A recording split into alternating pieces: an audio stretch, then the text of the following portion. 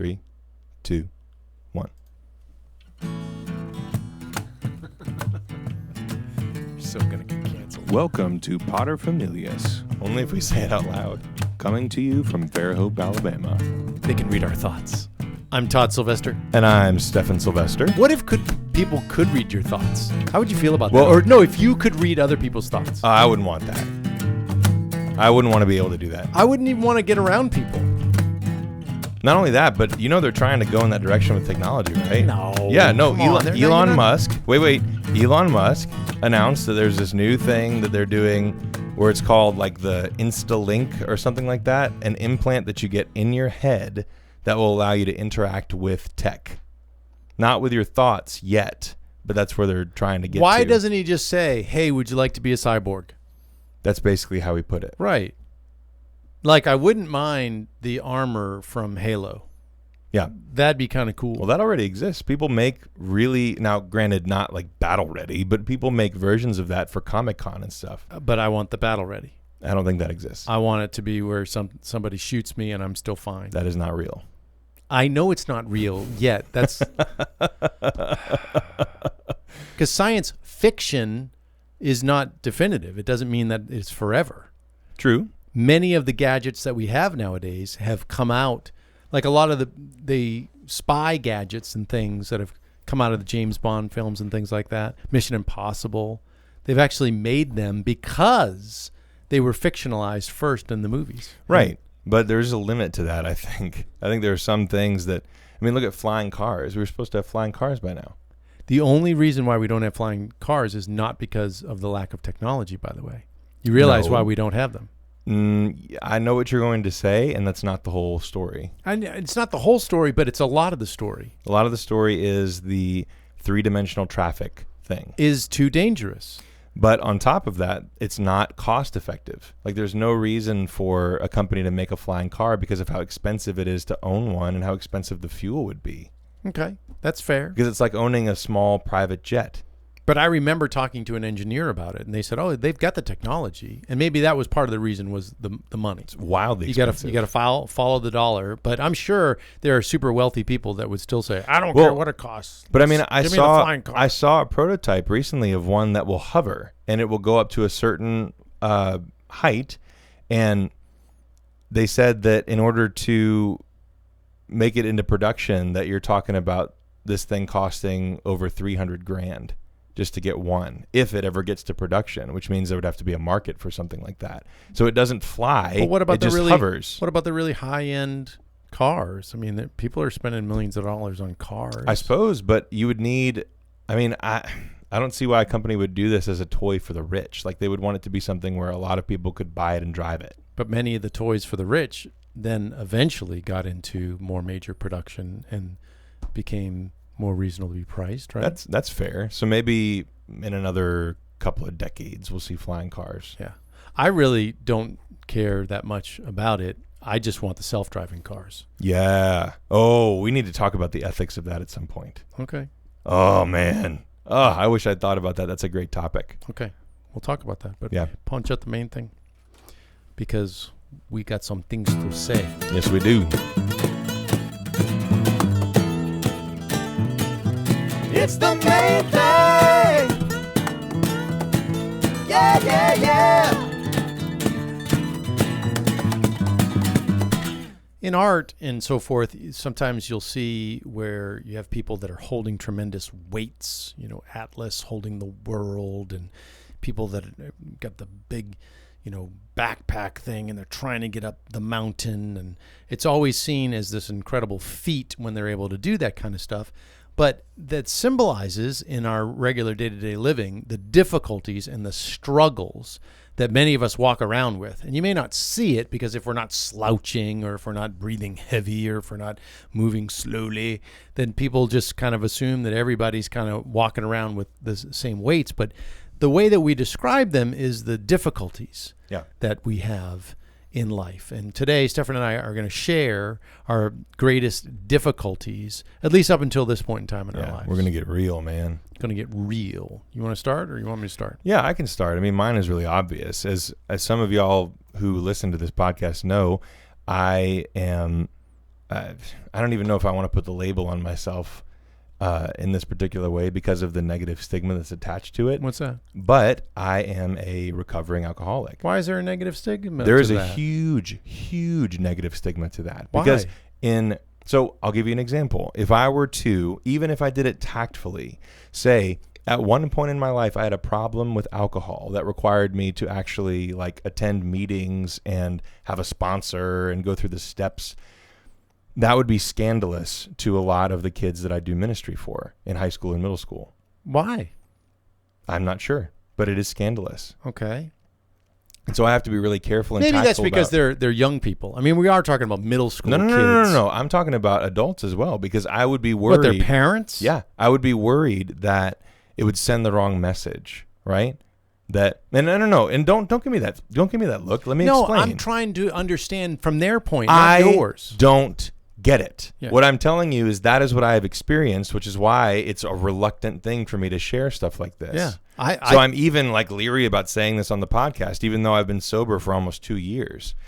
But I would think people would be congratulatory. Well, like, way to go, man. About half the time they are. Okay. And about half of the time they do one of a couple of things. They either go like, "But were you really an alcoholic though?" Or they say, "Oh, I never would have guessed that you had a problem." Or really? Yeah, but people, it's interesting that even still in this day and age when so many people are seeking help and treatment for mental health issues, that alcoholism is not treated like one. Wow. And for me, I was very blessed in that I had a definitive come to Jesus moment in my struggles with that. Yeah, with talk abuse to of us alcohol. about that. So I, as many of y'all know, about a month after my wife and I got married, she got diagnosed with leukemia. I've talked about that on the podcast before. It's one of the like earth-shaking events of my life was when that happened for both of our lives, but especially for me because it launched a lot of good things, but it also brought out a lot of personal demons for me. One of which was that I tended to drink too much. And tending to drink too much turned into definitely drinking too much all the time. Right.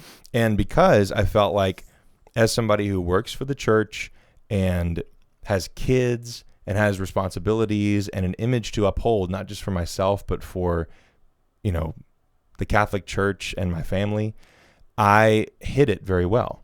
So I wouldn't, it's not like I was going out every weekend or every night going to a bar and getting drunk. Instead, what was happening was I was drinking at home by myself, and I was hiding the fact of how much I was drinking so well that even my wife was not aware of it. Wow. All right. So then when were you able to come to the realization? So I had a profound moment of, I don't know what you would call it, like deep realization or a sudden, it's like I got slapped in the face with a vision of the future, if that makes sense. It does. Because in an instant, I saw where I was going to end up if I continued doing what I was doing and hiding it, right?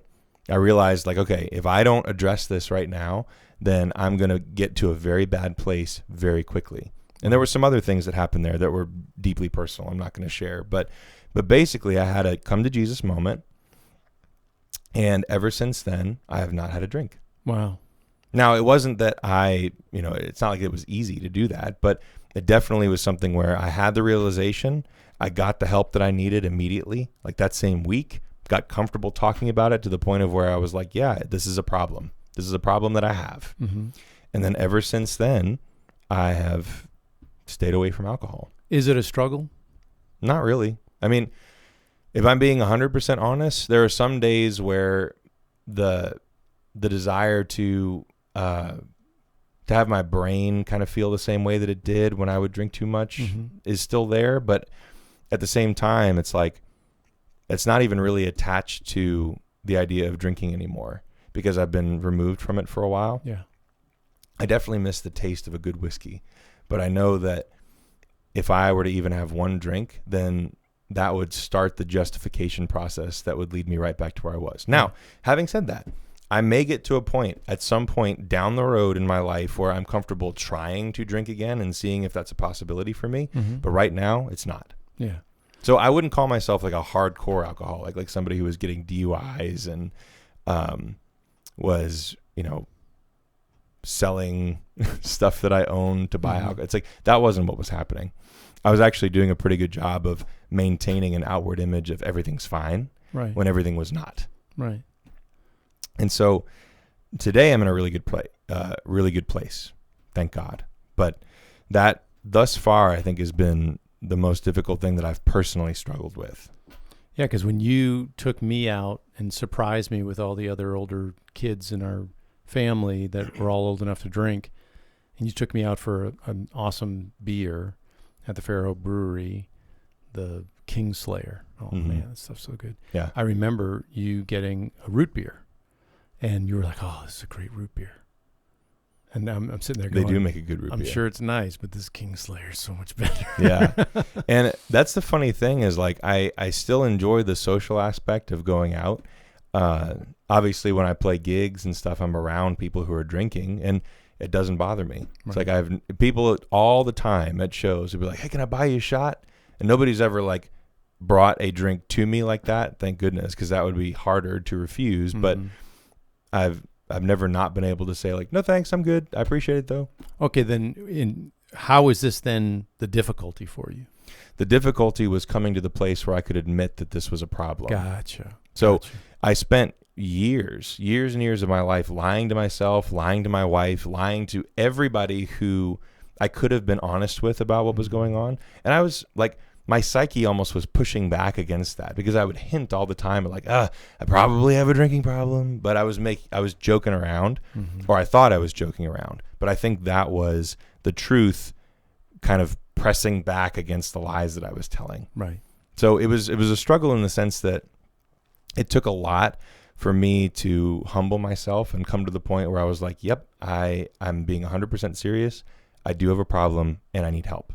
Wow. That's beautiful.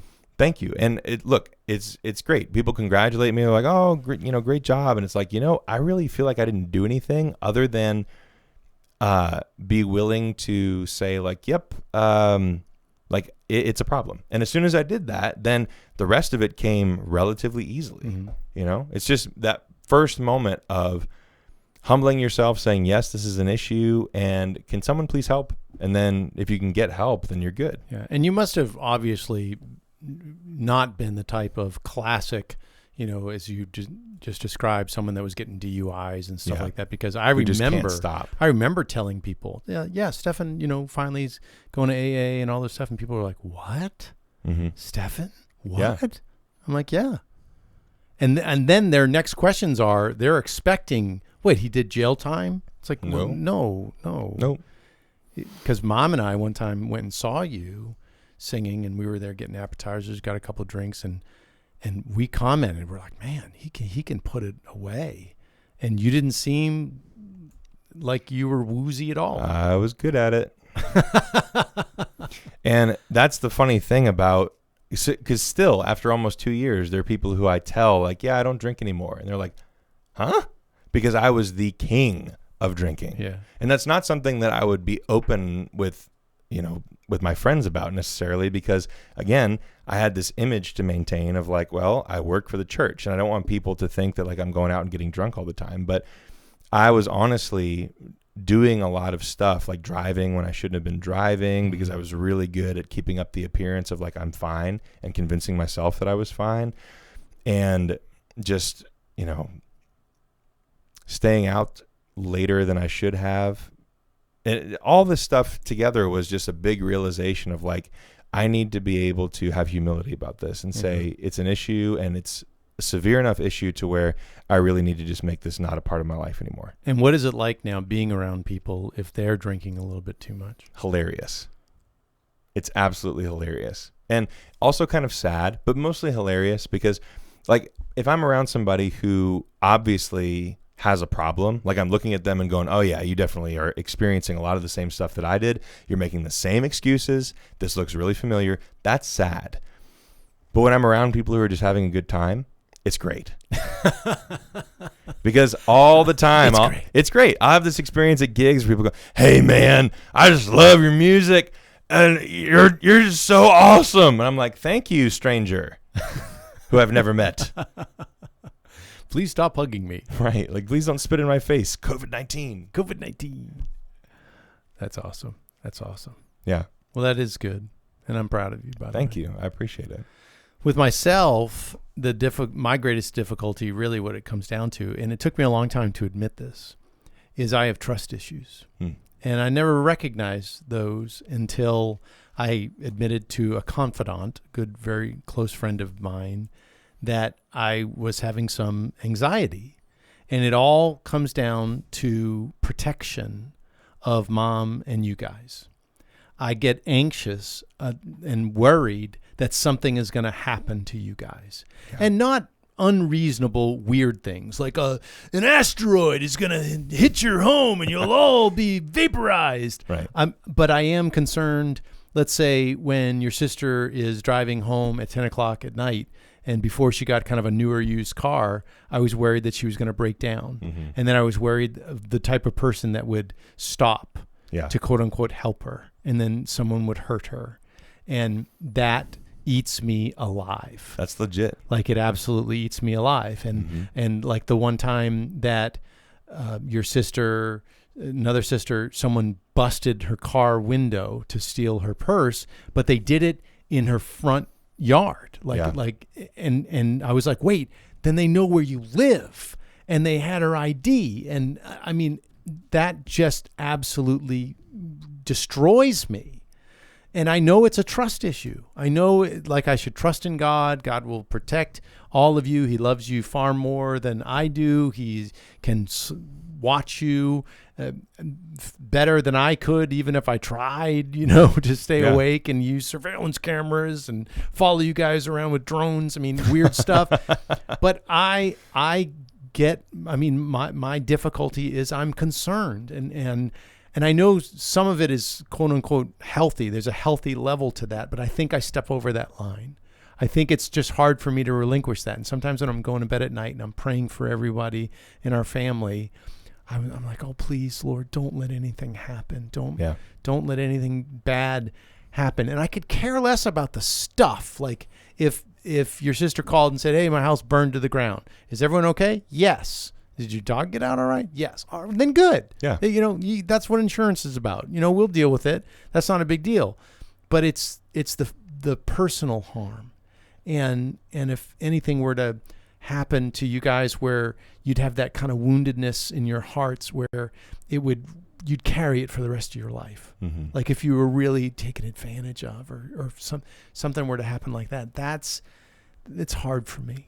It's hard for me with each one of you, it's exponential with 10 kids and now a couple of spouses in the mix, and you just worry. You're like, oh my gosh, I hope nothing were to happen. Or you get the phone call, oh, they had a flat tire. Oh my gosh, where? What time? Yeah. Are you guys okay?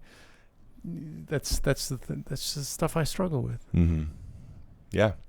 And I wish that there was a way to just alleviate it. Just snap my fingers and go, what's the big deal? Everyone's going to be okay. That would be great. Because they're not going to be necessarily okay. And I've had people that have come to me and admitted to me that things have happened that were really horrible. And now they're going to carry that with them. And I just don't. There's enough garbage. Mm-hmm. There's enough stuff in just the natural rearing of a child.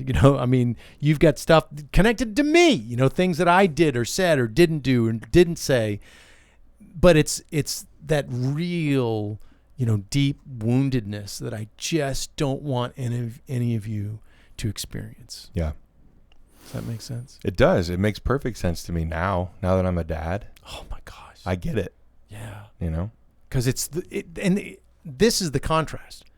Being a dad is the most phenomenal thing in the world. It is. It is this incredible blessing that goes beyond understanding, absolutely continues to blow me away to this very day. Yeah. With that comes all of the weight. It just, for all of the awesomeness on the other side of the scale is all, for me, of the concern. Yeah. Like, oh man, like, okay, perfect example would be you. All right. Because you have got this wonderful wife and you have 4 children. So sometimes I go to bed at night going, what if something happened to Stephen? What if something happened to Stephen? Like what would Afton do? How would she care for the kids? That's funny that you think about that too. And then I'm like, what would we do? Like, how would we try to fill in that gap? Because filling in the gap of a person is just so daunting. Yeah. So daunting. Like, oh my Lord. And I know, by the way, that we could handle it. Like we could, as our family, we could handle a lot. And I don't even know why I'm thinking about this stuff. Again, it comes down to, I guess, trust issues of just saying, okay, God, you're in control.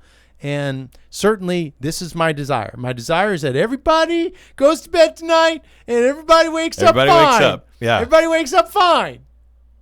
Everything's fine. Yeah. But I also know in the scheme of things that it doesn't always happen that way. Nope. I mean, we know for a fact. Yeah, stuff happens. Mm-hmm. And it's hard at times. And when you get blindsided by that kind of stuff.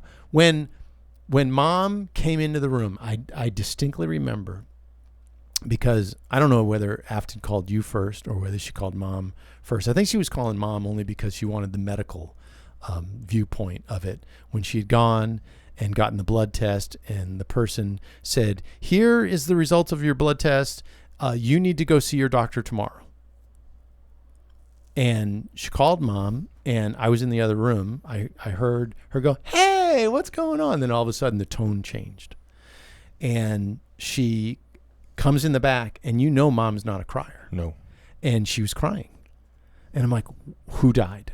Yeah. Like someone died. Yeah. And the first words that I could understand her saying is, Afton has leukemia, but she doesn't know it yet. Yes, I remember that. And I was like, what? I heard about it after the fact. Yeah. I remember. I was like, what? What are you talking about? And all of the stuff that I'm talking about right now, all kind of percolated to the top. Yeah. Because that's the stuff that you think about that's going to happen. You're going to get blindsided. And it's like you're waiting for, there was a picture one time in the news where this delivery truck, I don't know whether the guy was just looking at his phone or something, completely lost control and drove into the people's living room. Mm-hmm. And no one was hurt, praise God. And the pictures are hilarious because this guy's stepping out of the vehicle into their living room. And he's like, hey. And they're like, do we have a package? Because they had a security camera that caught the whole thing. Oh, my gosh. From start to finish. But it's that kind of like blindsidedness, like completely unexpected stuff that, and I know at the beginning I said, oh, it's like an asteroid's going to hit your house. But the delivery truck sometimes will hit your house, or your daughter-in-law will find out that she has leukemia. Yeah. And then it's like, what do you do? Like, how do you handle this stuff? Write songs, apparently. Yeah. Yeah. And then you just No, but in all seriousness, because I mean, that's what got me started trying to use that gift that apparently I had been given to be able to write stuff that gave people hope, right? Because you don't write, like, I'm actually really glad that we're talking about this, because Afton is just like you. She worries just as much as you do about our kids, about losing me, about losing work, about having food, all the stuff that comes along with having real responsibilities with people that you love, right? She worries about all that stuff. And for the most part, I don't. Now I do, like, I worry about it, but I can still sleep at night. And the reason for that is because my whole perspective about all of this stuff completely changed after Afton got sick and then got better. Right. So the way that I think about it now, and this is what drives me to write songs too. It's not just this like, I want to make the world a better place kind of thing, because that's ridiculous. It's like, yeah, everybody wants to make the world a better place. Everybody does. Right. If you don't, then it's like, are you an evil person? Right. You know, what I want to do specifically is give people hope in the midst of suffering, because I've experienced it and I know I can do it. Give people hope in the midst of suffering. Because everybody suffers. Yeah. Everybody. It's funny that you say that because we're going to be talking about that the next podcast. Yeah, everybody. But you know what I'm saying, though? Like, I know exactly what you're saying. That's one of the things that I fall back on when people ask, like, hey, you know, how did you handle your wife having cancer and all this? It's like, well, my faith, obviously, but specifically having hope that this is all going to be okay. And being okay doesn't necessarily mean that everything will be how I want it to be. Right. But it will be okay. Yeah. And that gives me a lot of peace. I can sleep better at night knowing that. That's a great attitude. Mm-hmm. And quite frankly, I wish I had more of that sometimes.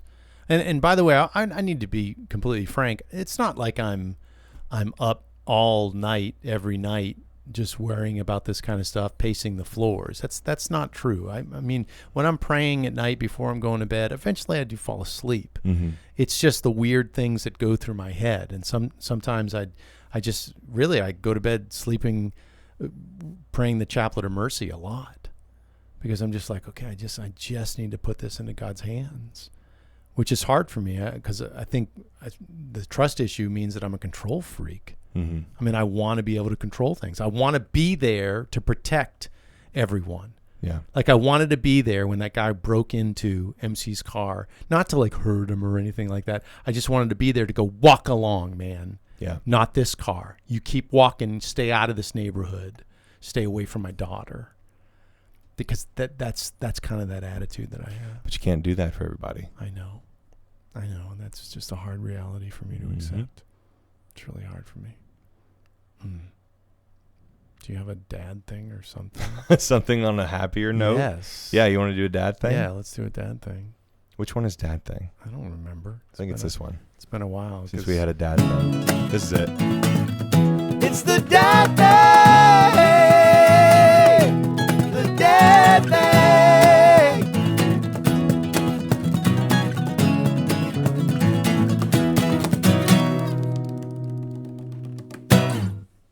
Did I already talk on the podcast about the kids pretending to be lizards? No. Oh my gosh, this is great. I like this already. I came home from work the other day, and the kids were crawling around on all fours in our den because we have a gated den so that the kids have carpet and soft stuff and they can play in there without hurting themselves. And so they were all in the den and they were crawling around on all fours and just like going crazy. Like I've never seen kids crawl so fast on all fours. Were they making noises? Yeah, they were like... So yeah, I was like, okay, all right. So are they dinosaurs or? But I came in and they noticed me coming in, so they all got up and they were like, "Dada!" And they all ran over to the gate. And Eli, who is our oldest son, came up and was like, "Dad, we are wizards." Nice. It was glorious. Oh, that is beautiful. Yeah. Were you scared? A little. You should be. Yeah. But I started laughing so hard, and the kids, I don't think, understood why I was laughing. Oh. But Afton thought it was funny, too. That's awesome. One of the hard things for me is if I have, like, weekend time, I normally fill it with projects because there's always something to do. There's always something to fix. There's always something to be working on and things like that. And recently, you know, the building that the studio is in, I finished painting it, you know, but I talked about the board and bat strips and all that kind of stuff, but it needs a new roof. And I was going to be stripping it off, putting the underlayment, and then it's going to be a metal roof, and it's going to be awesome when it's completely done. Mm-hmm. Well, you know, that always is dependent on weather. And we had the hurricane, and we have this big branch that is broken off of an oak tree, and it's resting on top of this building. Mm. And my friend who owns a tree service said, "Hey, I'll do it for free, but you're at the bottom of the list." And I looked at it and I said, it's wedged in there, you know, really well. It's not going anywhere. And granted, during this time, all these tree services were from all over the country. And we've had a dozen people stop because it's a very obvious big branch that's sitting there. And, you know, we'll do it for this much. We'll do it for this much. And we're like, no, thanks. It's going to happen for free. I just have to wait. Well, a Saturday rolled around and I can't do the roof until that branch is gone and the weather was good. So my first inclination was I'm going to find another project to work on Even if it's, just changing oil to a vehicle, cleaning up in the shed, doing something, doing service on something. And then it dawned on me. I'm like, I haven't really just taken a relaxing Saturday with my kids and I can't remember when. Mm-hmm. So that's when I broke out the cornhole set. And you guys reaped the benefit of it when you came over Sunday because it was still out. Yeah. But I was like, we're playing cornhole. Like, let's just relax. Let's fun. Just hang out. Let's go get some ice cream. And I really had to be conscious about it. Like, all right, you're not going to do anything. You're not going to mow the grass.